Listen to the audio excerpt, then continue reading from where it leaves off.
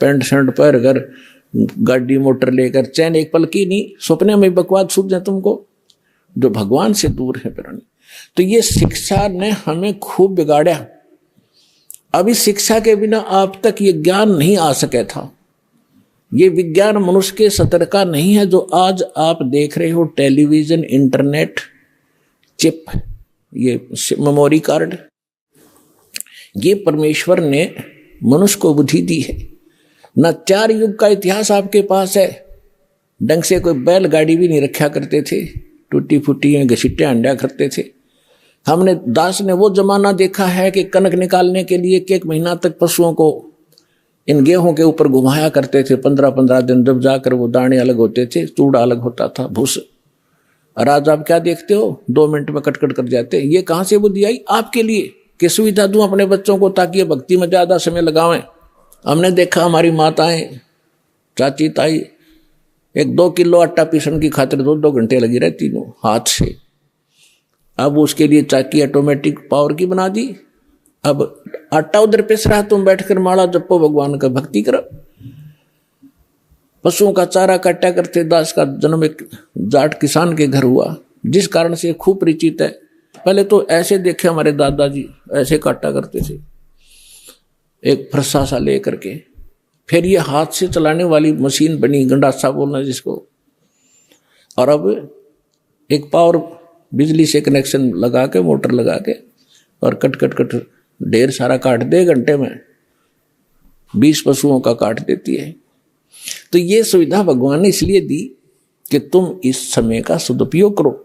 तुम इसका सदुपयोग की बजाय दुरुपयोग करने लगे, ताश खेलें और गप्पे मारे बैठ के, राजनीति की बतलाओ, कसरी में देखें, मुंह आंखें फाड़ के।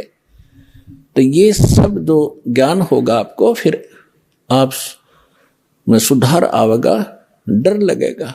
डर लगता है ज्ञान हो जाने पर। तो इस ज्ञान से आपको परिचित हो जाओगे कि हम कहाँ रह रहे हैं।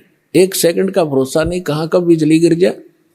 और आज किसके ऊपर गिंडली मारे बैठे हैं, ये मेरा है, ये मेरा है। परमात्मा कहते काया तेरी है नहीं, अरे ये माया कहाँ से हो बोले आदमी। तेरा शरीर ही तेरा नहीं है, तो इसको कैसे अपनी मान बैठा अनजान। तो ये अज्ञान हटाने के लिए सत्संग किए जाते हैं। और सत्संग सतलोक आसन बरवाला के अतिरिक्त इस 21 ब्रह्मांड में नहीं मिलेगा आपको। अब जिन महापुरुषों को परमात्मा मिले, उनमें से परमेश्वर ने कहा था कि बर्म में पंथ संवत 1775 सोई 75 होई, वैसे 1774 संवत होना चाहिए। कबीर सागर कबीर वाणी में प्रिंट है, वो गलत है। संवत 1774 होई, तादन प्रेम प्रगटे जग सोई। और बर्म में पंथ मेरी प्रगट हो बाणी, और शब्द हमारे का निर्णय ठानी। और ये 12 पंथ हमी को ध्यावें, अस्थिर घर का मरम नहीं पावे, इंक्लूडिंग गरीबदास पंथ को कबीर साहब ने कहा है। गरीबदास का 12वां पंथ कबीर साहब के 12 पंथों में से। और 12वें पंथ में मेरी वाणी, मेरी महिमा की वाणी उस पुण्यात्मा के माध्यम से प्रकट होगी। और गरीबदास पंथ वाले मेरी इस महिमा की वाणी को पढ़ा करेंगे, अर्थ गलत लगाएंगे। जैसे गीता के पढ़ने वाले गीता के अर्थ गलत लगाते रहे, वेदों के पढ़ने वाले वेदों के अर्थ गलत लगाते रहे। वेद पढ़ने पर भेद न जान, ये बांचे पुराण 18। और जड़ को अंधा पत्ते खवावे, भूल गया सृजनहारा।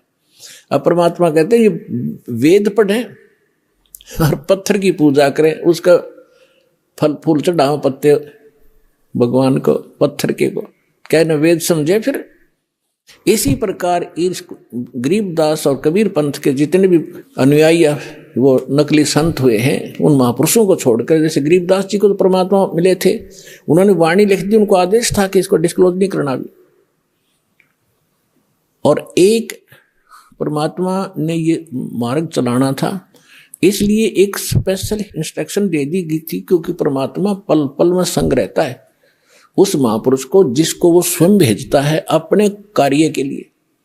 तो गरीबदास जी को जब अंत समय में एक शीतल दास नाम का भगत था, जिसका गांव बराना जिला दद्दर में उनका आश्रम था। गरीबदास जी के बाद वो, वैसे तो और भी बहुत शेष थे गरीबदास जी के, लेकिन वो उसको स्पेशल आदेश दिया था कि ये मंत्र तू जाप कर बताना नहीं, केवल मरते समय शरीर छोड़ते समय एक ही अपने शिष्य को बताना, उसको प्रतिज्ञा करा देना, वो भी ऐसे ही चले।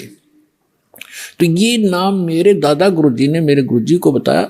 दादा गुरुजी के, मेरे गुरुजी के साथ उनका जो गुरु भाई थे दास, उनसे भी मिला था। मेरे दादा गुरुजी का आश्रम है गांव गोपालपुर, खरखोदा तहसील, जिला सोनीपत, हरियाणा में। वहां जब मैं गया, उनसे डिस्कस हुई, उनसे नाम के बारे में जिक्र हुआ, तो वो नाम क्या बता रहे थे, उनके शिष्य भी यही बता रहे थे कि हमें नाम दे रखा है ओम नमो भगवते वासुदेवाय, और श्री कृष्ण की मूर्ति ला रहे। तो पुण्यात्माओं, आप विश्वास करना, परमात्मा जिस प्रकार से भक्ति को छुपा कर कैसे गुप्त रास्ते से निकाल कर आप तक लाए हैं, काल के दूतों का हाथ नहीं लगने दिया दाता ने। तो मेरे गुरुजी के पास को ही उन्होंने बताया था, और मेरे गुरुजी ने इस दास के अतिरिक्त इनके लाखों शिष्य थे, किसी को शिष्य संत भी बने हुए थे, लाल कपड़े धारण भी किए हुए थे, उनके साथ रह रहे थे, उनको भी ये मंत्र नहीं बताया था। ये दास के ऊपर रजा की थी। और इसका प्रमाण आप देख भी रहे हो कि नानक साहिब जी ने किसी भी सिख को, क्या वो हितैषी नहीं थे, लेकिन वो दृढ़ भक्त थे कि यदि आज मैंने इसको डिस्क्लोज कर दिया, दृढ़ कर दिए, तो नकली पंथ चलेंगे, ये भी ये नाम दिया करेंगे आने वाले समय में। ये अधिकारी के बगैर ये कार्य नहीं कर सकते। जैसे अभी आपको बताया, इस दास के अतिरिक्त विश्व में इन मंत्रों के देने का कोई अधिकारी नहीं है। और डुप्लीकेट आप चाहे पासपोर्ट बनवा लो, चाहे लाइसेंस बनवा लो, जब जिसकी आवश्यकता पड़ेगी, जब पता चलेगा, तो उसमें बहुत देर हो चुकी होगी। कब पता चलेगा? जब आप संसार छोड़कर जाओगे और धर्मराज के दरबार में जब ये डुप्लीकेट लाइसेंस दिखाओगे, मैंने उस गुरु से नाम ले रखा था, ये पासपोर्ट दिखाओगे, आप भी दोषी और बनाने वाले की भी गर्दन वही पकड़ी जाएगी।